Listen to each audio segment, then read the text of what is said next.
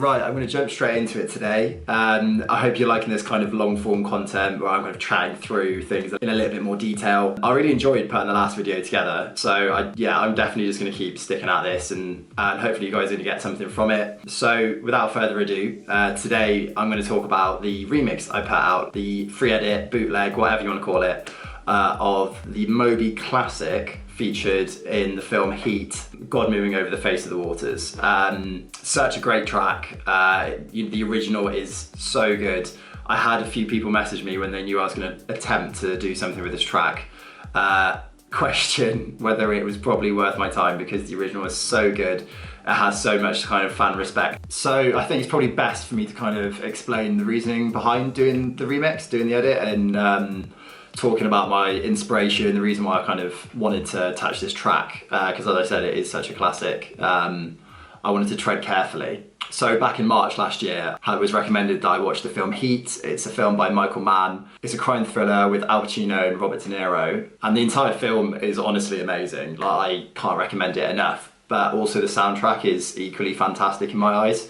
I think Moby has a few tracks in the actual score itself. But this track, God Moving Over the Face of the Waters, stood out to me.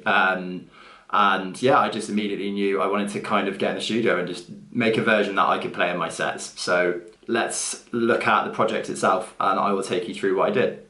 So I don't want to bore you silly with things like kicks and drums and anything that's not particularly interesting. So I will just play you those bits on their own. I take my kick, I just got a sample for the kick, nothing complicated. I group everything so you can kind of see. And it has a rolling tom and just a held bass using some different layers. So you can hear that in the background. In terms of drums, I didn't really want to overcomplicate it.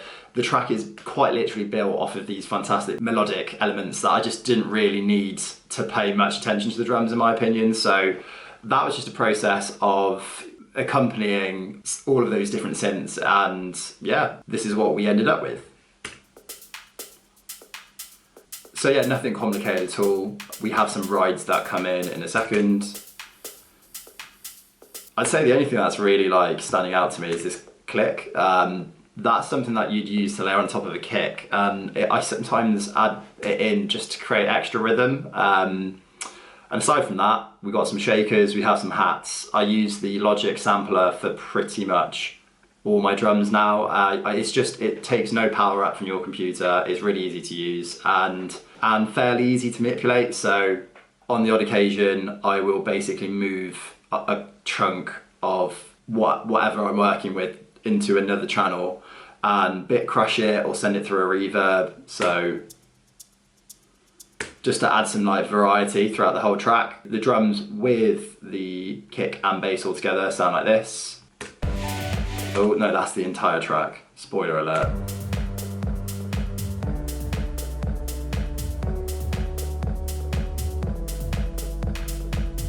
Okay, now the interesting bit, the pianos. So I've done a few tracks with pianos. I tend to go with, I said you don't need a fancy sampler and then I open up Contact. Sorry about that. I've literally just ignored my own advice. Needless to say, I really like the Maverick. I think it stands on its own, but when you start layering it, when you start using different MIDI notes on different channels, but putting them all through the Maverick like I've done here, I just think you can add quite a lot of dimension to the track and like changing different velocities on MIDI notes. It kind of makes it sound like it's being played by a person. The first piano, second piano, third piano, and yeah, all together they just work in harmony. I mean, I would never be able to play that, so I'm fairly certain I was able to Google the original MIDI for the track. Just Google it. Sometimes they actually have the original MIDI you can just buy or download off of different websites. Go onto YouTube, find someone playing the piano version of it. Essentially, it's a bit of a faff, but you just copy the notes from what they're playing. Slightly more annoying, but see how you get on. Moving swiftly on to the pluck. This was really annoying. This is obviously such a main part of the track, the original. It's a triplet effect. I added in different changes to the resonance, so I didn't want it to go too acidy, but I needed some sort of change throughout the track just to keep the atmosphere, just to make things interesting. Together they sound like this. And then we have these pads, which I will play separately.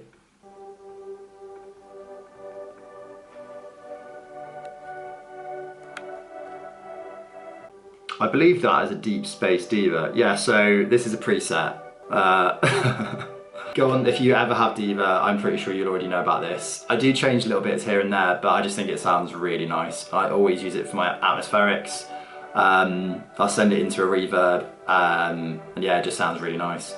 That with some organic strings, which are Contact again, just the native instruments, nothing complicated, but together you pretty much have the original track with those 3 elements, which I will solo for you now.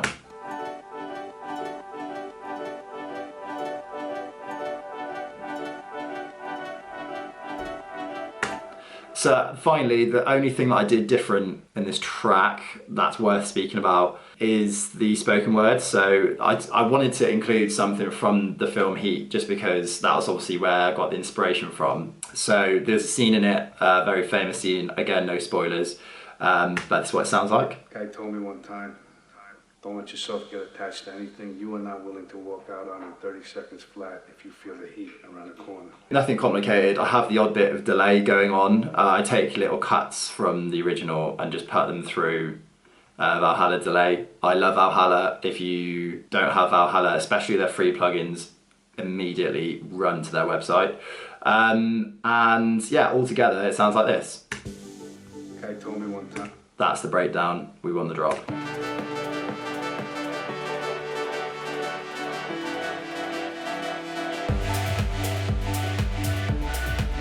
I messed up. I didn't talk about this one last thing, the atmospheric piano wash. So I just wanted something slightly different to give that kind of Samuel effect. It already was pretty much full up with the original piano, the pluck, and the different pads. So I created this sound. I think I inevitably would have used some Portal from Output. Again, if you don't have that, check that out.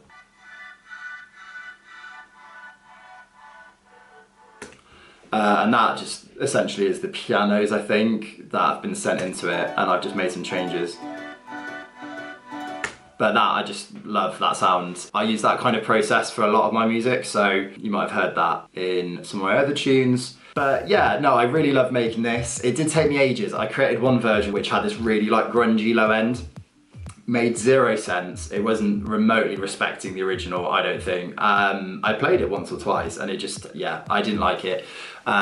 Which, to be honest, definitely slowed me down. So I'd say the main takeaway from this is just, I don't know, like, try not to overcomplicate the process. I think I definitely overcomplicated this, but I learned a lot through this track and kind of pushing the boundaries to see where I've gone wrong, what I can do better. So I spent a little bit more time on this than I would have liked, but you can listen to it now. It is on my SoundCloud. I think it's pinned to the top at the minute. And you can stream it or you can have it as a free edit, whatever you like. If you've made it to the end of the video, thank you. There was quite a lot of waffle in that. If you're not a producer, I don't know how interesting this will be. But regardless, I enjoyed putting it together. I really liked being able to make my own version of this track. And yeah, I'm going to keep doing these videos and I will see you on the next one. Peace.